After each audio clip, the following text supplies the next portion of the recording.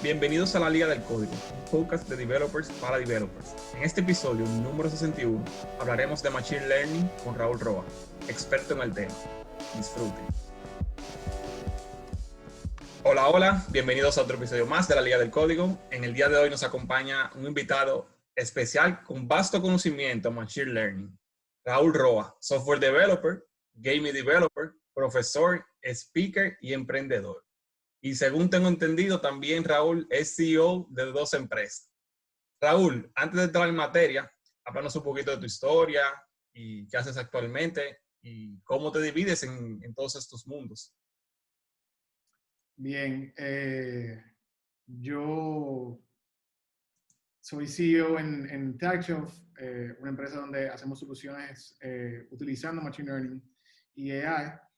Y también soy asesor técnico en otra empresa que se llama Yoyo, donde habilitamos a comerciantes informales y a microemprendedores a cobrar con tarjeta de crédito.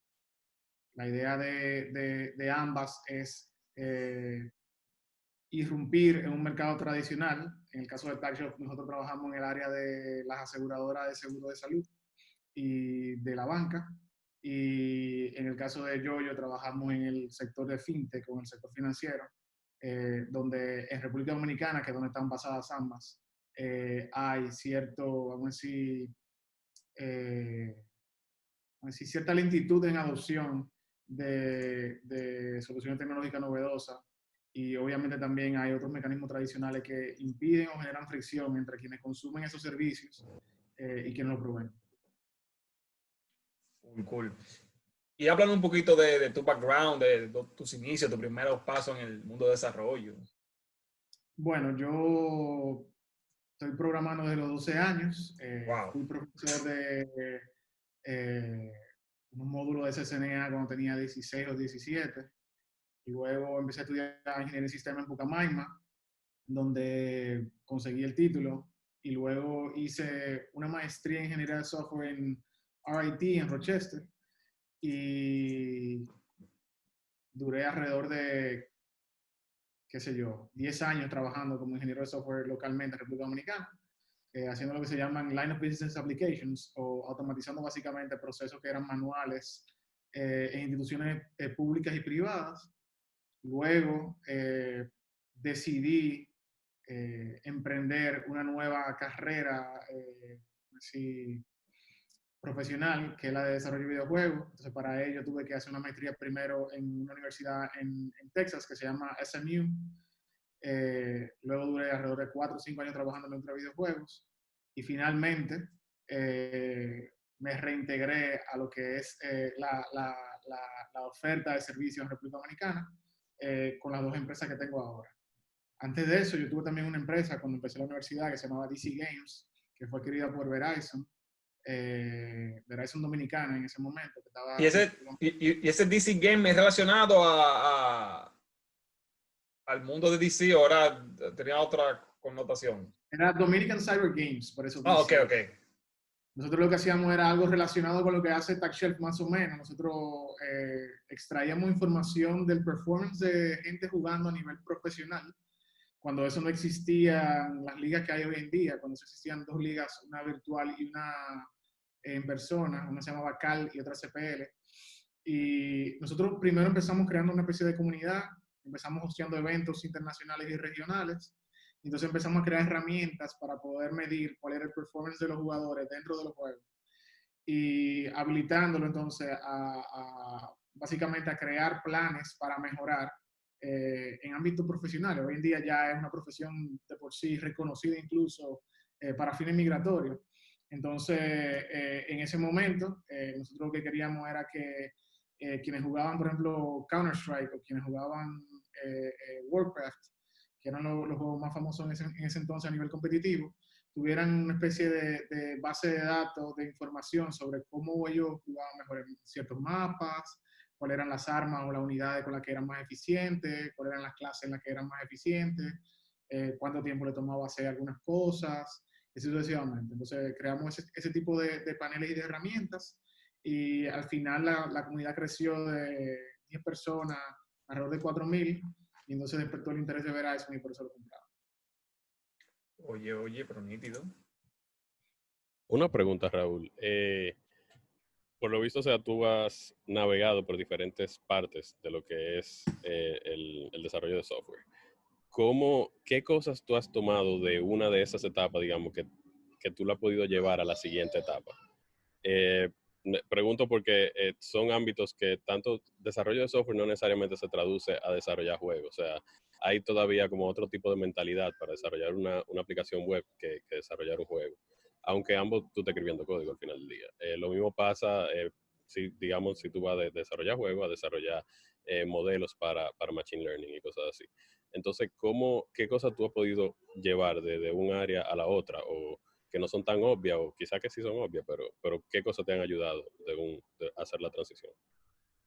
Bueno, las transiciones nunca han sido simples, pero yo tuve una experiencia cuando estaba terminando mi primera maestría en ingeniería de software, la cual básicamente cambió mi perspectiva sobre lo que es el mundo profesional y cómo aprender.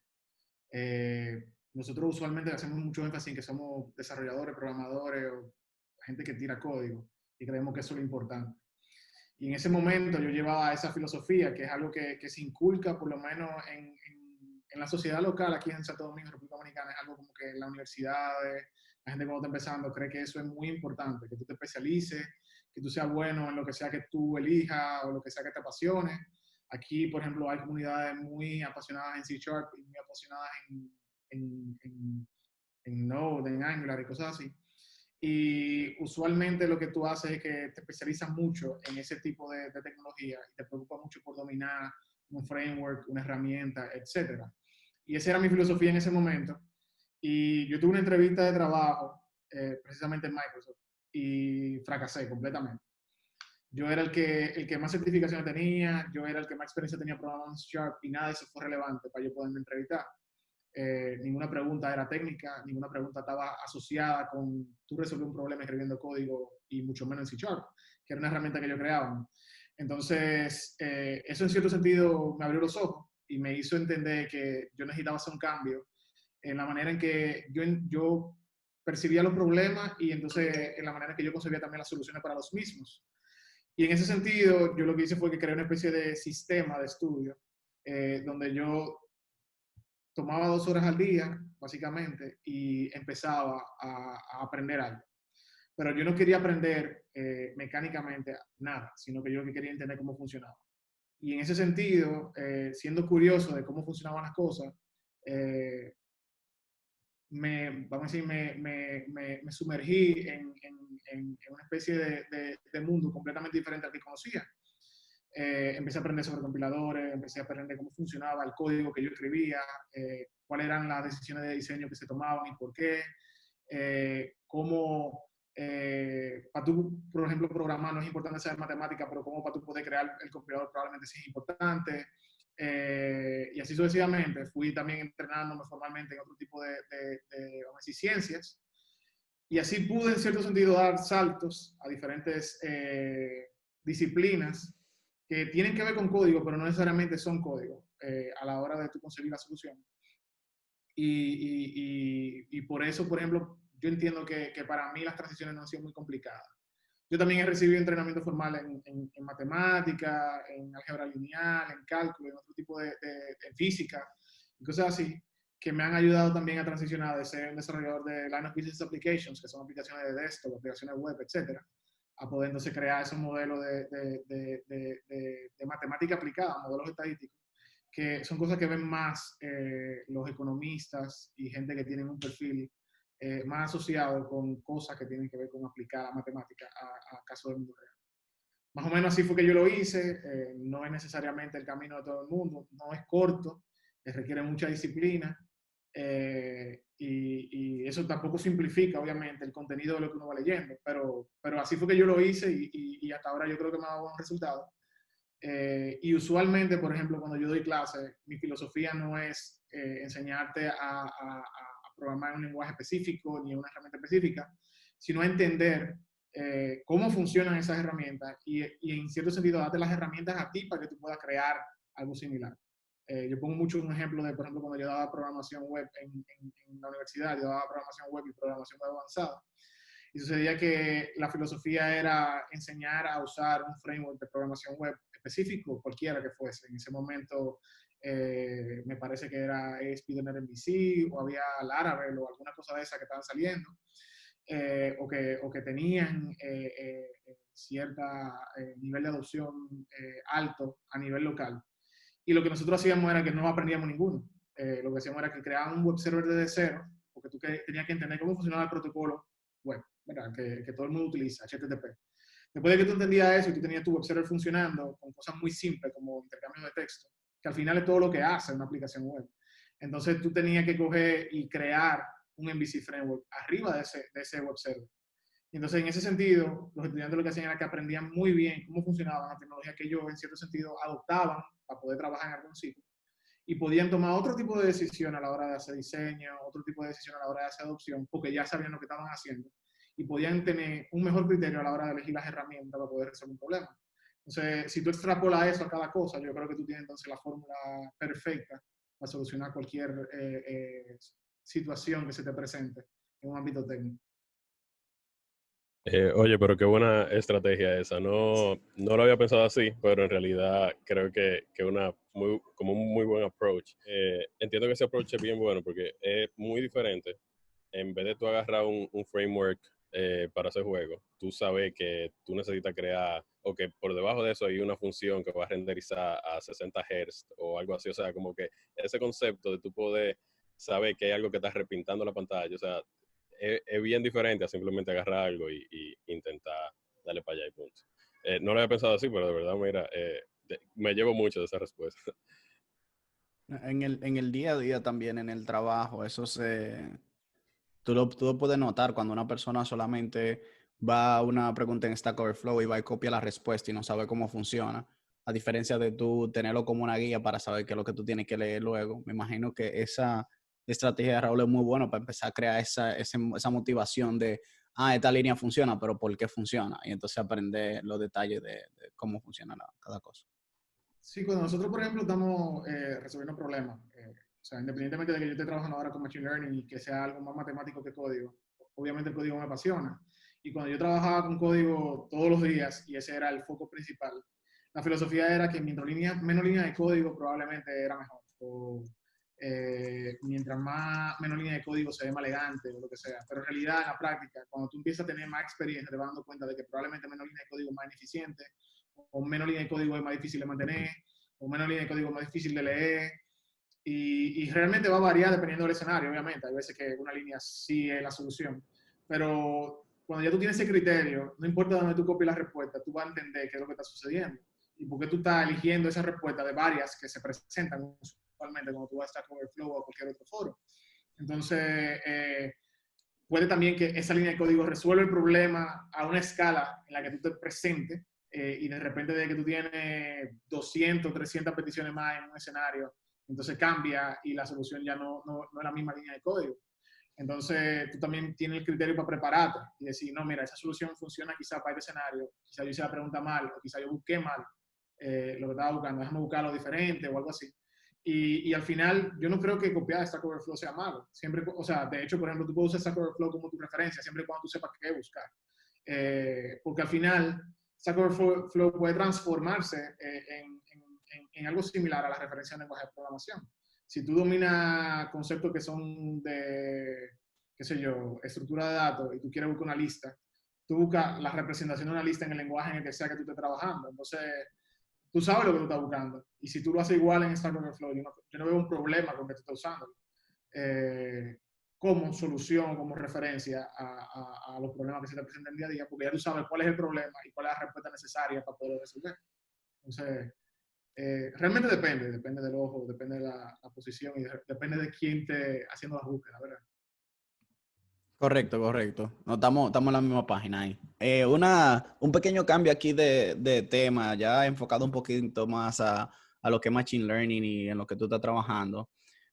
Si uno pudiera dar como una pequeña idea de cómo funciona, no tiene que ser exactamente tu proyecto, pero alguien que esté interesado en Machine Learning, queremos como una introducción de por qué alguien pudiera quizás motivarse por crear algún producto de ese tipo y de ahí mismo vamos a ver si podemos seguir con algunos conceptos básicos que todo el mundo debería de manejar. Primero Sí. vamos a la introducción de qué es lo que es Machine Learning y cómo funciona tu proyecto, si puedes explicar el tuyo. Oh, claro. Bueno, Machine Learning básicamente, vamos a decir, en términos más simples, es utilizar muchísima data o muchísima información para resolver un solo problema.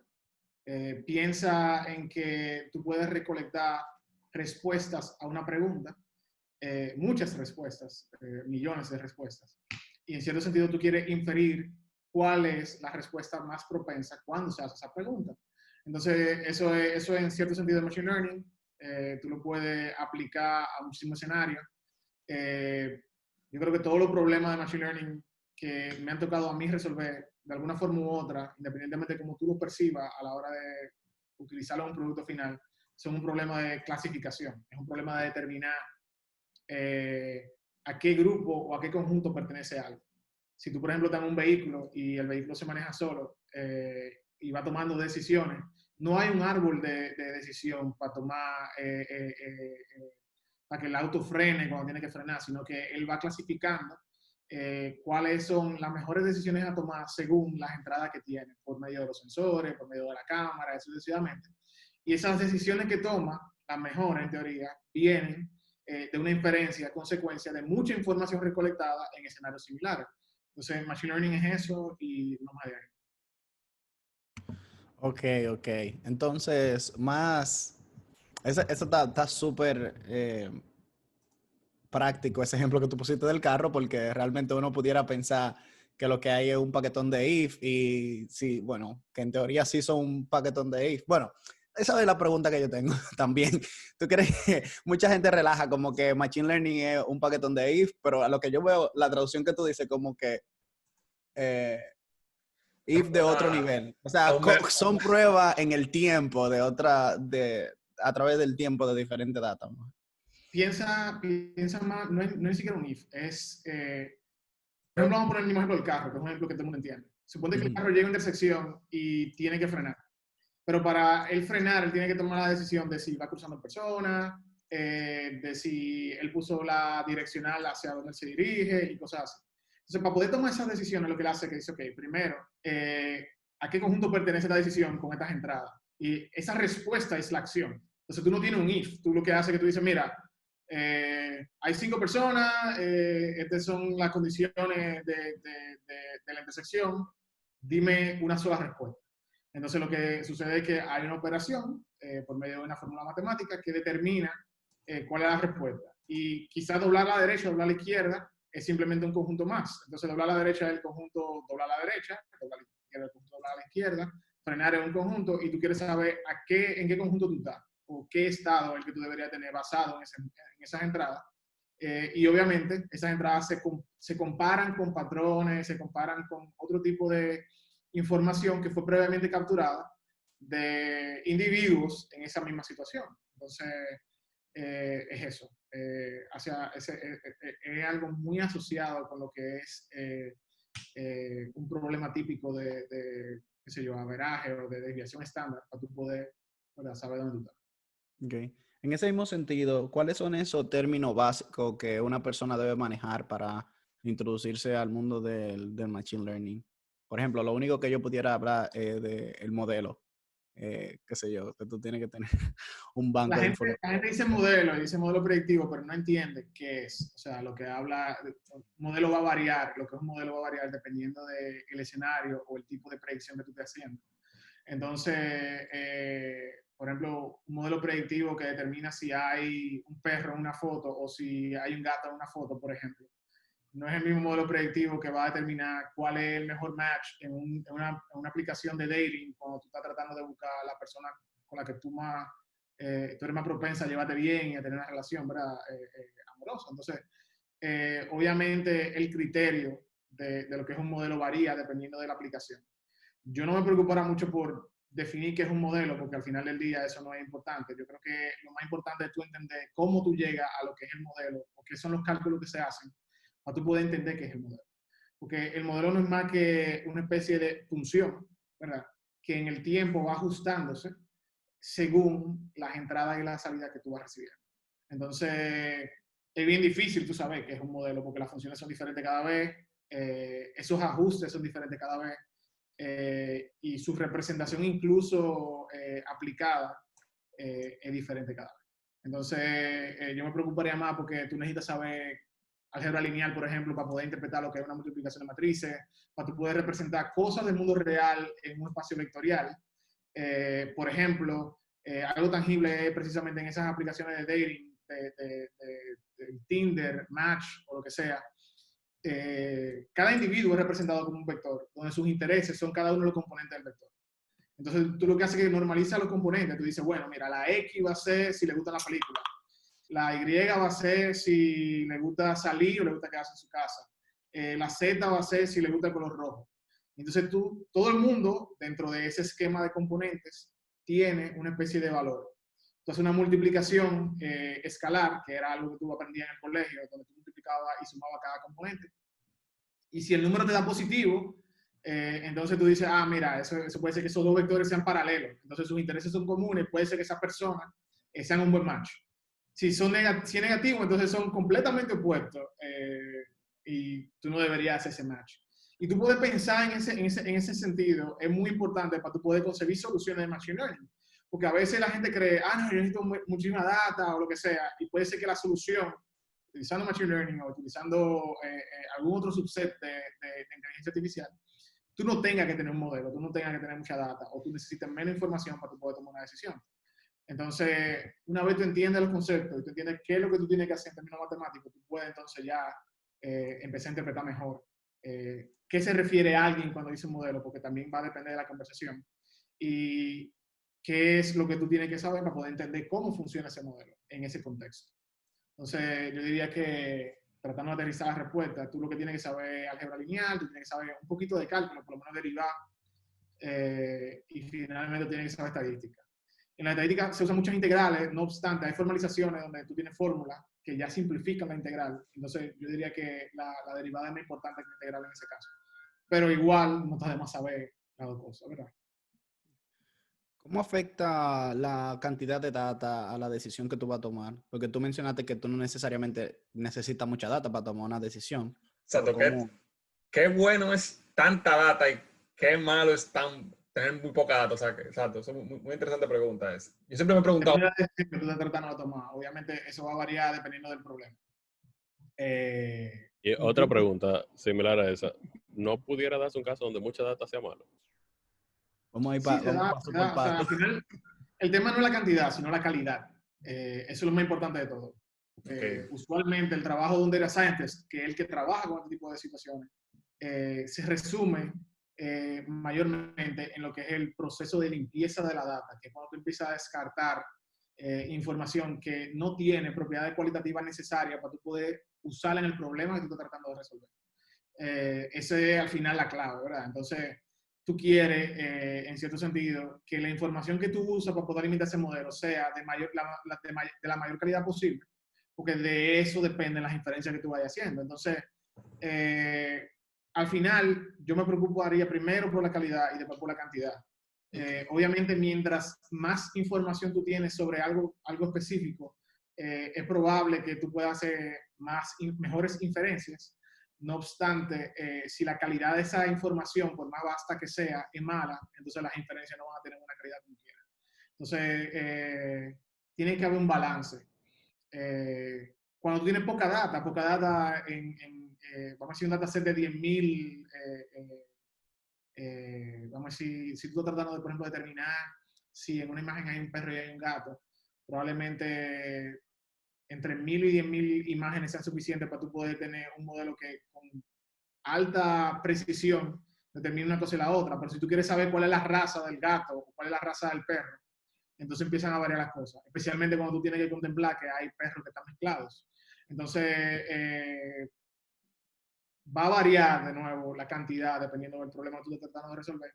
Y usualmente todo este tipo de cosas son experimentos, o sea, no hay realmente una guía donde tú dices, para yo resolver este problema de clasificación necesito mínimo 500 ejemplos, o necesito mínimo 20.000 ejemplos. No hay realmente una un número.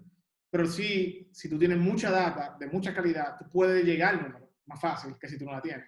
Entonces, eso es muy importante porque usualmente llega un punto donde esos modelos predictivos simplemente no mejoran en el tiempo por más data que tú agregues. Y eso es un problema simplemente de aproximación, ¿verdad? Entonces, va a variar de nuevo, dependiendo del problema. Tú tienes que evaluar siempre, tienes que estar constantemente midiendo y experimentando, ¿verdad? Pero en el caso tuyo, por ejemplo, que bueno, tengo entendido que lo que tú trabajas son con chatbots y eso. ¿Cómo tú determinas que, o sea, cuál es el proceso que tú llevas a cabo para tú decir, esta data me está dando eh, falso positivo o verdadero negativo, como sea que se diga, y tú haces ese proceso de limpieza? ¿Cómo tú lo puedes identificar? ¿Tú tienes algún input o cuál es el paso que tú tienes un mecanismo automatizado que puede tomar esa decisión? Bueno, en TaxShelf nosotros tenemos primero dos productos. Nosotros no trabajamos con chatbots per se. O sea, nosotros no trabajamos de una manera tradicional con un bot que responde ante lo que llaman una interacción. O Como los sea, tú chatbots recibes de los bancos. ¿eh? Como los chatbots de los bancos que te responden. Puede que nosotros trabajemos en un chatbot del banco, porque al final el producto que tú consumes desde la perspectiva de usuario final no tiene nada que ver con la implementación. Entonces, ahí es donde nosotros tenemos una diferencia con respecto a lo que son las otras ofertas. Ok. Nosotros trabajamos transformando data. Eso es lo único que nosotros hacemos en TaxShelf, ¿verdad? Pero eso es bien difícil de vender. Entonces, tú tienes que transformar eso en productos. Nosotros tenemos dos productos. Uno que básicamente lo que hace es que transforma data en un documento escaneado, sea cual sea un documento escrito a mano, sea un documento escrito a máquina, sea una combinación de ambos. Y lo que hace es que esa data que transforma ese documento escaneado la convierte en una estructura que tú puedes utilizar para tomar decisiones. Nosotros trabajamos, como mencionaba, en la industria de los seguros de salud y ahí hay siempre intercambios entre la aseguradora, el asegurado y el prestador de servicio. Y esa documentación, dependiendo de quién la intercambia, tiene un valor diferente para cada quien, pero usualmente el insumo es el mismo. O sea, la indicación del médico la emite el médico, pero la necesita la aseguradora, la necesita la farmacia, la necesita el asegurado. Pero para cada quien tiene un valor diferente. La aseguradora es una entidad financiera, no es una entidad de salud. El prestador de salud es la entidad que te ayuda a mejorar tu salud. La farmacia te vende productos para tú mejorar tu salud y tú eres entonces el afectado cuando tú eres el asegurado. Y para cada quien, por ejemplo, ese documento tiene un significado diferente. Y puede que hayan elementos presentes en el documento que ayuden desde una perspectiva de servicio a tomar decisiones diferentes para cada quien. Entonces, por ejemplo, nosotros tenemos una plataforma que se llama Alfred, que lo que hace eso. Extrae información de cada uno de esos documentos y dependiendo del contexto decide cómo presentarla para que entonces de forma automatizada se preste un servicio específico. Y en el tema de los chatbots, lo que nosotros hacemos es algo muy similar a lo que hace Alfred. Nosotros tomamos información histórica de los call centers que vienen en llamadas telefónicas, vienen unas documentaciones que tienen los transcripts de la conversación. Nosotros entonces generamos un modelo que lo que hace es que conversa emulando a esos agentes o representantes y las experiencias previas.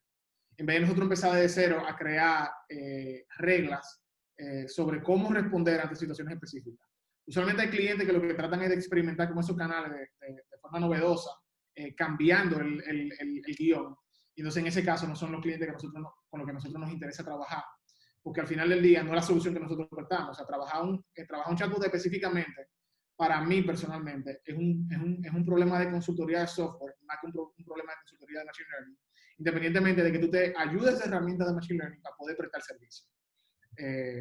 Eso es, por lo menos en la práctica, como yo lo veo. Quien crea la herramienta de Machine Learning, entonces ya es una empresa más como la de nosotros, donde nosotros estamos constantemente tratando de darte un modelo predictivo que clasifica qué fue lo que trataron de decirte, qué tipo de entidad hay presente, qué es lo que llaman features, si esas entidades que están presentes dentro del contexto que se está conversando tienen un significado o no, tú la puedes ignorar, porque a veces, por ejemplo, tú estás compartiendo una fecha y quizá la fecha es importante cuando tú estás hablando, pero también a veces la fecha no es importante. Entonces, tú tienes que entender cuál es el camino bajo el cual tú llegaste a ese escenario para tú poder determinar qué tú descartas o qué tú tomas como importante. Entonces, usualmente los chatbots como tradicionalmente se venden, cada mensaje y cada respuesta es atómica, es decir, es independiente de la que sigue o de la que ya pasó, porque es un problema de clasificación por cada mensaje. Y en ese sentido, para nosotros es un problema que no es simple necesariamente, pero es un problema que no nos interesa resolver. Entonces, Eso es más o menos en términos de filosofía, los productos que tenemos en TaxShelf. Pero llevándolo al tema de la pregunta, y perdón por salirme un poquito, pero necesitaba aclarar eso para poder explicándose la respuesta. En el caso particular de los chatbots, específicamente cuando alguien te habla, usualmente el problema es muy difícil. O sea, cada mensaje que tú recibes para tú poder clasificar qué es, independientemente del contexto, va a variar de el idioma, de cuáles son las herramientas semánticas que provee ese idioma. Cuál es el tipo vamos a decir, idioma, no, lenguaje, porque entonces un lenguaje tiene varios idiomas. Cuando tú hablas de forma coloquial, tú estás hablando en un idioma específico. Cuando tú hablas de forma formal, tú hablas en otro. Y todo ese tipo de cosas hay que concebir y contemplarlas. Y para eso tú necesitas muchos ejemplos. Porque cada quien construye de forma semántica una oración de forma diferente. Entonces, de nuevo, estamos en el problema de clasificación. Y hay como 300 técnicas diferentes para tú poder determinar eso, que van desde tener poca data hasta tener mucha data. Tú puedes, por ejemplo, usar lo que se denominan matemática bayesiana, que es un problema de probabilidad, donde tú necesitas mucha información para tú poder hacer una inferencia, pero eso no necesariamente es muy exacto, porque el problema de la matemática bayesiana es que solamente funciona bien en casos de éxito, porque es lo único que tú alimentas en tu modelito. Pero cuando tú usas Deep Learning o tú usas otro tipo de estrategia, entonces ya tú tienes ahí información sobre castigos, cuándo el bot fue malo, cuándo el bot fue bueno, cuándo la respuesta fue mala, cuándo la respuesta fue buena, y así tú puedes entonces hacer los ajustes del lugar y puedes entonces mejorar en el tiempo. Y más o menos eso es cómo funciona incluso cualquier otro tipo de problema de Machine Learning, más allá de NLP, que es cuando tú analizas texto. ¿Pero ese proceso pasa automático o en tu chat, por ejemplo, o tú mismo tienes una plataforma que tú dices, esto fue malo, no hicimos la venta aquí o hicimos la compra o lo que sea, y aprendes solo cómo funciona esa decisión? Bueno, ese es el detalle que más o menos todo eso ha ayudado, pero ¿cómo tú haces ese proceso de decir, descarto esta data o fue mala o no está funcionando? Ok, entonces ahí podemos ser más específicos y ahí entonces tú no solamente tienes un solo modelo predictivo ni dos, tú tienes un sistema que está compuesto por muchos modelos predictivos. Y puede que cada uno de esos sistemas trate de ayudar al anterior, porque el input es en cadena, ¿verdad? Y lo que sucede es que llega un punto donde incluso cada uno de esos modelos no es capaz de proveer una medida de certeza alta, que es como, o sea, hay varias herramientas déjame dar un paso atrás. Hay varias herramientas para medir la precisión de las predicciones que hacen los modelos, ¿verdad? Entonces, tú usas esas herramientas para determinar si la respuesta está dentro de los parámetros que son tolerables por ti a la hora de entregarla como una solución. Entonces, en caso de que no sea así, tú tienes otro sistema que lo que hace que dice, ok, en el pasado, cuando esto ha sucedido, ¿qué yo he hecho? Después tú tienes otro sistema que dice, bueno, no pudimos llegar a una conclusión, yo debería de indicarle a un individuo que tiene que intervenir, porque ese feedback del individuo se va a transformar en experiencia que yo voy a retroalimentar, para yo poder hacer el ajuste y poder responder cuando se presente esa situación nuevamente. Entonces, más o menos ese es el esquema. Hay veces que puede ser automático, hay veces que puede ser manual y va a variar dependiendo del problema que tú estás tratando de resolver y de la habilidad entonces del ingeniero que está tratando de resolver el problema a la vez también. Entonces, hay escenarios donde siempre tiene que intervenir un individuo porque no es suficiente ejemplo. Y hay otros escenarios donde hay suficiente ejemplo para tú poder tener una especie de esquema semiautomático o automático para poder castigar al bot cuando se equivoca. O sea, que es más complicado de lo que uno piensa. El escenario, por ejemplo, de los mismos chatbots de los bancos, que si tú haces una pregunta simple, qué sé yo, ¿cuál es mi estado de cuenta? Tú se lo preguntas al bot, es tal cosa, pero cuando ya algo más complicado, como que mira, yo hice una transacción, pero nunca llegó, ¿qué pasó? Como que el bot ahí a veces no ayuda mucho, tiene uno que llamar, de que, hey, mira, me está pasando esto. O sea, Probablemente el bot no tiene suficiente ejemplo para escenarios que sí. van más allá de cosas que son muy específicas. Algo muy importante es que un chatbot o cualquier solución hoy en día de inteligencia artificial no es lo que llaman inteligencia general. Entonces, nosotros usualmente pasamos hay una cosa que se llama el Uncanny Valley, y es donde se diferencia, ¿verdad?, lo que es la ficción de la realidad y cuál es la noción de quien está dentro del valle para uno saber qué es ficción y qué es realidad. Usualmente cuando tiene un bot y te responde bien, hay una tendencia de quien está consumiendo de sentirse en confianza para poder seguir dándole problemas más difíciles, ¿verdad? Por eso no quiere decir que la respuesta del bot sea mejor en escenario que no domina. Entonces, lo que sucede es que para alguna cosa específica es excelente y para otra cosa que puede parecer simple, hace fallo garrafales. O porque no tiene suficiente ejemplo, o porque realmente el problema que sería, o sea, la solución para ese problema sería muy complejo de implementar y lo que hacen es que deciden simplemente fallar. Porque también pasa mucho que en Machine Learning hay problemas que tú decides no resolver, punto. Porque el costo es mayor al retribution, ¿verdad? Una pregunta, Raúl. Con varias cosas que tú has mencionado, queda claro, digamos, que Machine Learning no es nada más como esta caja negra que tú le pasas un modelo, lo entrenas y ya te devuelve algo, sino que hay diferentes pasos donde tú transformas el input que tú le quieres dar, ya sea una imagen, por decir, el mismo ejemplo de manejar un carro, tú le estás pasando, si un video tú quizás estás cogiendo frame por frame y tratando de identificar, ok, aquí está el carril, aquí hay una persona, aquí pasa esto. Entonces, la pregunta a donde voy es, ¿qué tipo de tecnologías tú has visto que son las más comunes o tú utilizas para poder transformar este scan, digamos, de documentos que te pasaron o si es en el caso de un chatbot te están escribiendo un texto? ¿Cuáles son como esas tecnologías que tú utilizas para poder transformar de esta data que en un principio parece no concreta a data concreta con la que tú puedas trabajar? Bueno, en el caso particular, por ejemplo, de TagShop, donde trabajamos con esto todos los días, nosotros no usamos una tecnología específica. Al final del día, la solución puede llegar en cualquier lenguaje de programación, porque al final nosotros estamos tratando de crear la solución. Pero sí hay algunos servicios de terceros que generalizan algunos problemas. Yo sé que Microsoft tiene una oferta, yo sé que Google tiene una oferta y el mismo Amazon tiene una oferta. Y usualmente tienen bindings para cualquier lenguaje. O sea, realmente son servicios REST que tú consumes por medio de un API y que tú simplemente implementa como gustes o coge un SDK que ya existe. Pero Yo de una nuevo, pregunta, perdón que te interrumpa, ¿son servicios que ya implementan los algoritmos así de OCR o de Natural Language Processing hay o algunos cualquiera uno de... intentos, sí, hay algunos intentos de frameworks y de librería que en cierto sentido tienen herramientas para que tú puedas crear los modelos, pero no necesariamente el modelo existe, porque de nuevo, o sea, hay un tema particular con Machine Learning, que tú tienes un producto que puede estar prehecho para un propósito general, pero al final, cada contexto donde se implementa es diferente. Entonces, no, es un one size fits all, pero necesita que tú tengas una especie de sastre que te haga los ajustes del traje, ¿verdad? Porque la data de cada quien es diferente. Aunque el propósito final sea parecido. Por ejemplo, cuando yo voy a interpretar un documento escaneado, el documento escaneado que yo voy a interpretar varía dependiendo de quién me lo da. Y puede ser el mismo documento incluso, y los criterios de evaluación de ese documento escaneado varían completamente. Y puede ser que el análisis del mismo, con respecto a lo que son los algoritmos utilizados, también cambie.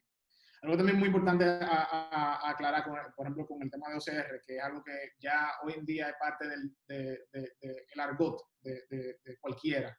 No solamente el técnico, sino el no técnico, que tiene un escáner y de por sí viene en la descripción del escáner que soporta OCR. Porque hay tecnología que viene vamos a decir, con este tipo de productos desde los 90. HP trató, Google cogió un proyecto y lo continuó, hoy se llama Tesseract, así sucesivamente. Y lo que sucedía en ese momento era que había unas aproximaciones de lo que era el font. Y si tú conocías el TrueType font que se usó y tú podías aproximarlo, tú sabías no sé qué letra era. Y así era como funcionaba OCR al principio. Y después entonces dijeron, no, vamos a cambiarlo, así sucesivamente. Y hoy en día, la mayoría de los motores de OCR que te venden Google, que te venden Microsoft, que te venden esa compañía, no hacen aproximaciones de ese tipo, sino que hacen una aproximación muy diferente porque ha ido cambiando, ¿verdad?, el problema y la solución al mismo a medida que nosotros tenemos más poder computacional. Entonces, elegí ese problema específicamente porque es algo que todo el mundo entiende.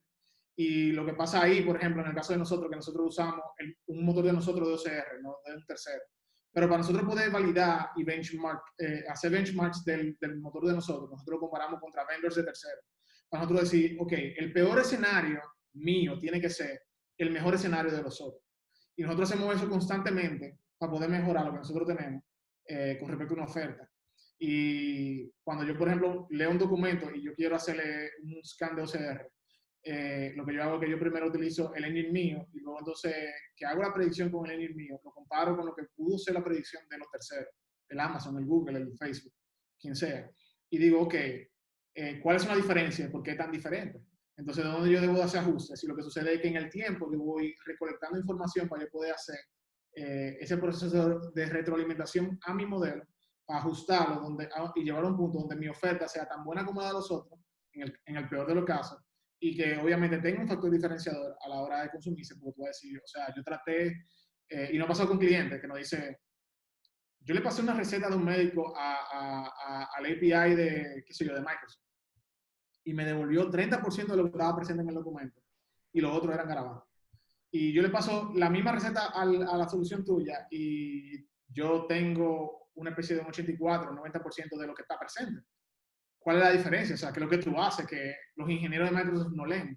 Y entonces ahí es donde viene el tema de los ejemplos. Yo tengo 5 años procesando indicación de médico dominicano y entonces yo tengo suficiente data para yo poder resolver ese problema mejor que Microsoft, que tiene una solución general, que probablemente funciona muy bien para los ejemplos que ellos sí utilizaron para entender ese modelo, pero no necesariamente se extrapolan al problema aquí. Y eso no quiere decir que los algoritmos míos sean diferentes que los de Microsoft, simplemente los ejemplos son diferentes. Y ahí es donde está el tema de que yo tengo un problema que es común, tengo la misma solución, pero necesito que el sastre venga y haga los ajustes porque la data es diferente para cada quien. Entonces, más o menos así como se mueve. Y con respecto a lo que son tecnologías, o sea, nosotros usamos cualquier lenguaje de programación y, como te mencionaba, nosotros hacemos benchmarks con otras ofertas similares que existen en el mercado, porque tú quieres saber qué tan bien tú estás. La única manera de que tú comparar qué tan bien tú estás es tú viendo qué tiene el otro. Entonces, es así. Pero en términos de puntuales, de lo que es la solución, por ejemplo, en el caso de TaxShelf, lo que nosotros hacemos, con un documento, nosotros hacemos 3 procesos que nosotros llamamos 3 pilares, que son indexing, que no es lo que cualquier gente cree que es indexing. Porque la gente asocia indexing con lo que se llama full text search, que es que tú buscas texto. Pero nosotros no hacemos ese tipo de indexing. Hay otro que se llama feature detection y se hace por medio de data point extraction, que básicamente cuando tú quieres sacar algo específico. Si tú tienes un documento, tú quieres sacar el nombre, por ejemplo, la fecha, o el sello, o qué hay dentro del sello, si el sello pertenece a algo, o un logo, lo que sea. Y finalmente hay otro que es el problema de clasificación. Y ese problema de clasificación es particular, porque tú clasificas el documento completo y por cada elemento dentro del documento.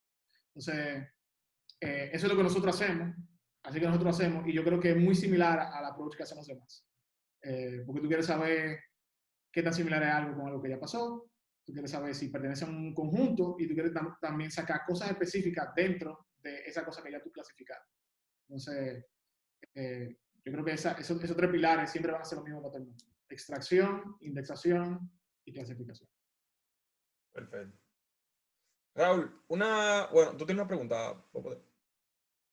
No, nada más iba a agregar que yo al principio tiré la sigla de OCR y de NLP.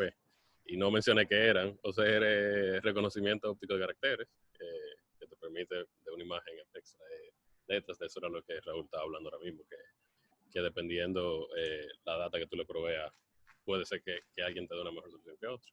Y lo otro es lo de procesamiento de lenguaje natural. Que de eso sí te quería hacer un follow-up, Raúl. Con respecto a, por ejemplo, el español, que es tan regional, ¿qué challenges ustedes han tenido al momento de implementar algo? Porque no te van a hacer la misma pregunta, aunque sea en esencia la misma pregunta, no te la van a presentar de la misma forma, dependiendo de la nacionalidad, la cultura y otros factores. Entonces, ¿cómo ustedes aproximan ese problema desde el punto de vista del procesamiento del lenguaje? Es un reto muy interesante. O sea, tú vas a México y te saludan diciéndote qué onda. Tú vas a Panamá y te dicen que es sopa. Tú vas a Puerto Rico y te dicen que es laque. Tú vas a Cuba y te dicen hacer que volar. Y tú vienes aquí a Santo Domingo y te dicen que lo que. Tú te das cuenta, en todos los sitios hablan español. Pero en todos los sitios utilizan diferentes tipos de expresiones para representar cosas muy comunes. Y para nosotros que tenemos, en cierto sentido, a veces una posición educada y entendemos que eso es, no, mira, eso es coloquialismos, eso, nosotros podemos clasificarlo de una forma específica cuando nosotros lo estamos escuchando. Eso no es la noción de quien lo usa. La noción de quien lo usa es que ese es lo único que conoce, eso está bien, porque todo el que le rodea lo entiende. Entonces, lo que se hace usualmente es que se crea una especie de diccionario como si fuera el spell checker que tú usas en tu teclado, y tú empiezas a tratar de asociar sinónimos. Y esos sinónimos básicamente lo que hacen es que dicen, bueno, mira, dentro de los saludos, que es mi conjunto, yo tengo estos, pero yo voy a agregar una etiquetica a cada uno para yo poder asociarlo con la región a la que pertenecen. Y esa es la manera más simple de representar eso y poderlo explicar. Obviamente hay después otro problema, porque resulta que no todo el mundo escribe qué es lo que es igual. Hay gente que escribe qué es lo que es con Q y con la E. Hay otra gente que lo abrevia y dice KLK. Hay gente que lo hace QLK o QLQ. ¿En qué onda te lo escriben juntos? ¿Qué onda te lo escriben separado? ¿Qué onda te lo escriben con K? ¿Qué sopa? Y entonces vienen ahí otros retos particulares que tienen que ver con la implementación de clasificación que tú estás utilizando. O implementaciones, porque usualmente cuando tú quieres clasificar este tipo de problemas, tú no usas un solo clasificador, sino que tú quieres comparar resultados entre varios para tú poder tomar la mejor decisión. Y puede que en alguno, dependiendo del algoritmo que uses, tú puedas identificar alguna variación que te ayude a llegar a una inferencia correcta en comparación con usar una sola cosa. Entonces, primero tú tienes que tener los conjuntos con los sinónimos y después tú tienes que tener un set de algoritmos diferentes para que tú puedas hacer la aproximación y poder resolver ese problema regional. De hecho, nosotros tenemos un cliente que está en tres países diferentes que hablan español los tres y no obstante tenemos este mismo problema donde los usuarios usualmente dicen este tipo de cosas. Entonces, ahí viene también algo de lo que se llama el feedback loop, que es lo que mencionaba Nazaret, y es que cuando tú tienes una aproximación que se parece a lo que tú creerías que es, pero no necesariamente está dentro del nivel de tolerancia que tú tienes definido, tú lo que hace es que hace una sugerencia al mismo usuario, para que el usuario se transforme en ese anotador o en esa persona que te da el feedback para tú automáticamente poder corregir la inferencia que hiciste y poder hacer bien la próxima vez. Entonces tú le dices, por ejemplo, no sé si le ha pasado cuando estamos en un chatbot donde le dices, te referías a tal cosa, y puede que esté correcto lo que te dice o no. Pero tú decides sí o no en ese escenario, los ayuda como quiera a tener feedback para saber que incluso la sugerencia no era la correcta. Entonces, más o menos así que se hace, es algo que toma tiempo afinar, es algo que del principio no siempre funciona.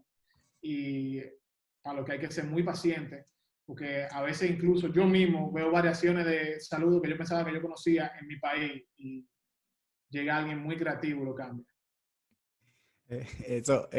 Yo me imagino también estaba pensando en lo que preguntaba ahorita, que el nivel de engagement que tiene la gente, o sea, de tiempo que dura en el chat, tú puedes decir si fue eficiente o no, de que si la gente cierra la aplicación en el mismo medio, hay algo que estamos haciendo mal, que tenemos que tuiquear o lo que sea.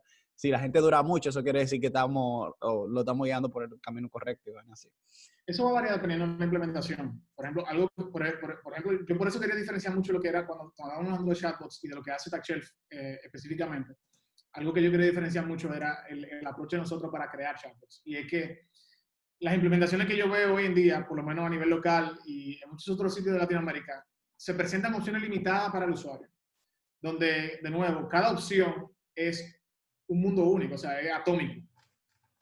Una pregunta, una respuesta. La anterior no tenía nada que ver porque ya te llevó a ese punto. Y de por sí todo viene como guiado por una especie de estructura donde tú tomas decisiones dándole al 1, al 2 y al 3.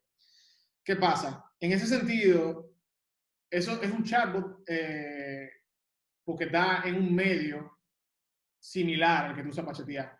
Pero para mí, personalmente, eso es lo que yo llamo un sistema de IVR o el típico sistema que tú utilizas por medio del teléfono, donde tú le das al 1, al 2 y al 3 y llega finalmente a una solución final.